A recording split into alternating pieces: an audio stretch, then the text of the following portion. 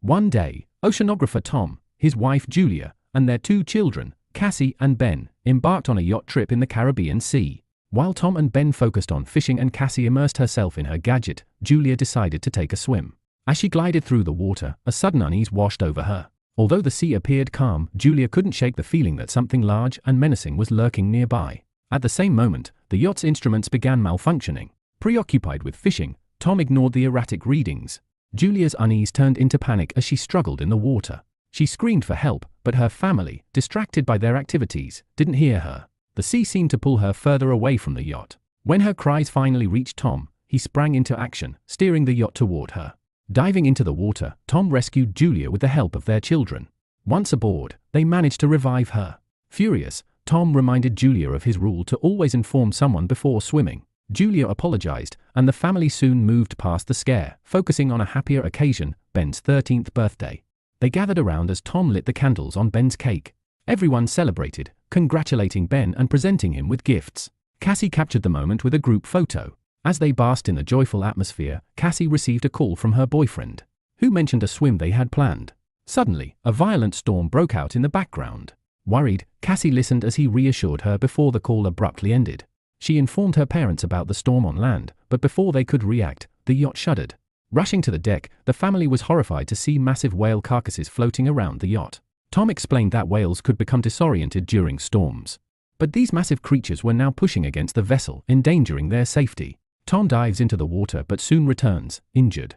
In his attempt to assess the situation, he accidentally cuts his shoulder on the propeller. Julia quickly tends to the wound, stitching it up as Tom explains that the yacht's shafts are likely bent from a powerful tail strike, making it difficult to navigate. Later, Cassie attempts to re-establish communication. But there's no signal, and the radio remains silent. Tom evaluates their supplies, estimating they have enough water for about 4 days.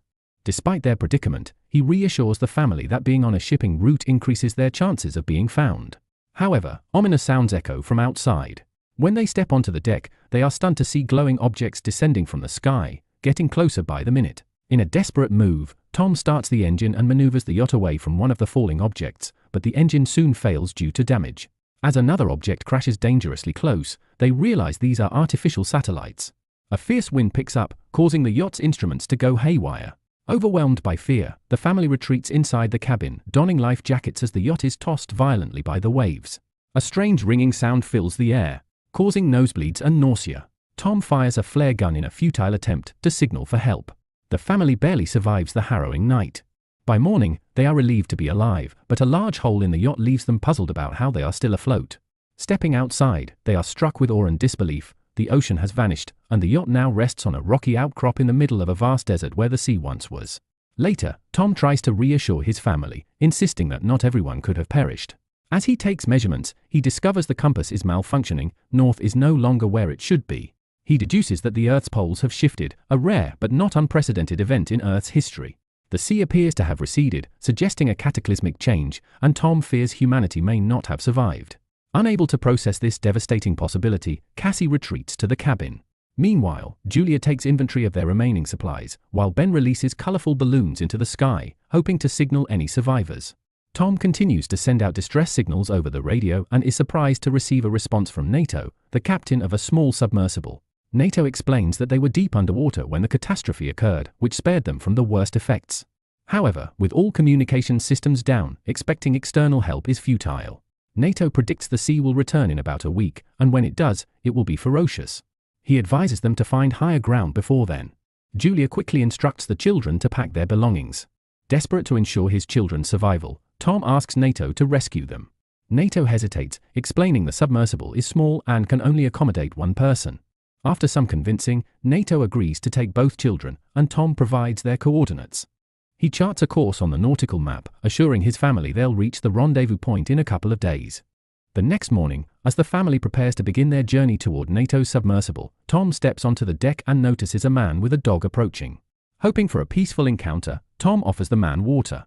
The stranger accepts, but suddenly punches Tom in the face. As Julia rushes to her husband's aid, the man stabs Tom in the chest with a makeshift spear. The dog keeps Julia at bay, forcing her to watch in horror as Tom collapses. Julia flees back to the yacht with the man in pursuit, sustaining an injury to her arm during the chase. She barely manages to climb aboard, screaming for help. Cassie and Ben, alarmed by their mother's cries, rush to her aid and barricade the cabin doors. Julia quickly hides the children in a locker, handing Cassie the flare gun with strict instructions to use it only as a last resort. The man breaks through the barricade and enters the yacht, forcing Julia to hide in the bathroom as she tends to her wounded arm.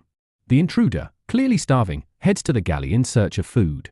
Seizing the opportunity, Julia sneaks out, but the man's dog attacks her beneath the yacht. In a desperate struggle, Julia kills the dog. The commotion alerts the man, who steps outside to find his dog's lifeless body. Using the distraction, Julia climbs back aboard the yacht. But the intruder catches her. He beats and attempts to strangle her.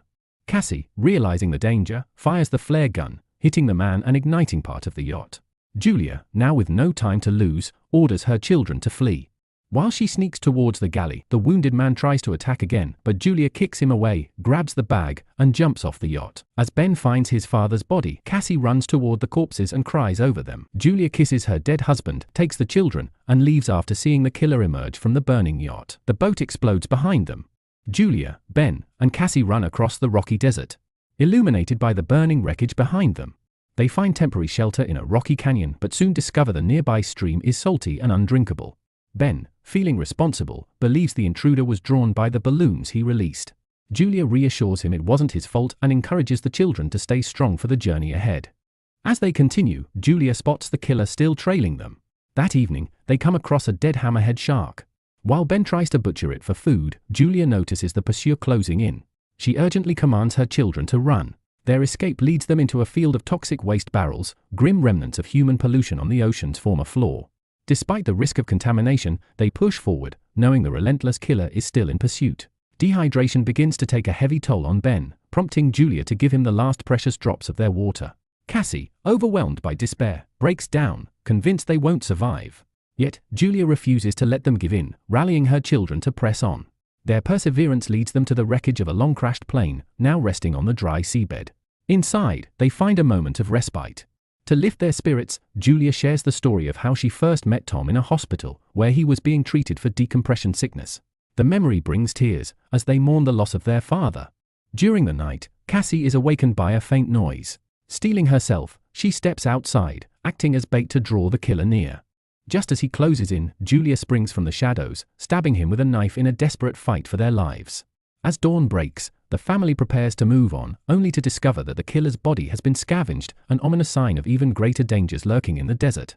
Suddenly, Ben spots a small puddle of water shimmering in the distance and rushes toward it, ignoring Julia's warnings. Desperate for relief, he drinks from the puddle, only to collapse moments later, writhing in pain. Julia drags him away, realizing too late that the water was contaminated.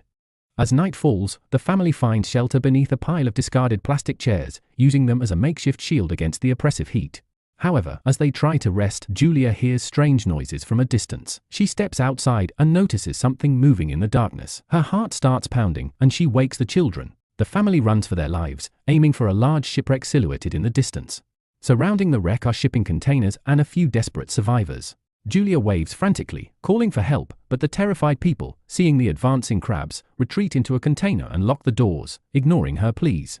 Julia and the children scramble onto a container just as the swarm reaches them. Fighting off the monstrous crabs, Julia suffers a deep wound to her leg. With immense effort, she helps Cassie and Ben to the top of the container.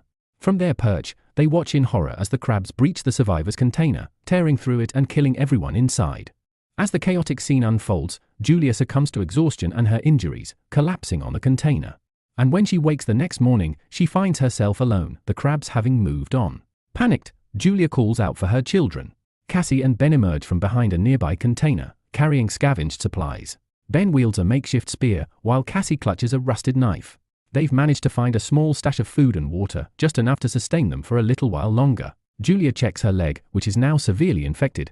Searching through the belongings of a deceased survivor, Julia discovers a radio. Desperately, she attempts to contact NATO, the captain of the submersible. To her immense relief, NATO responds.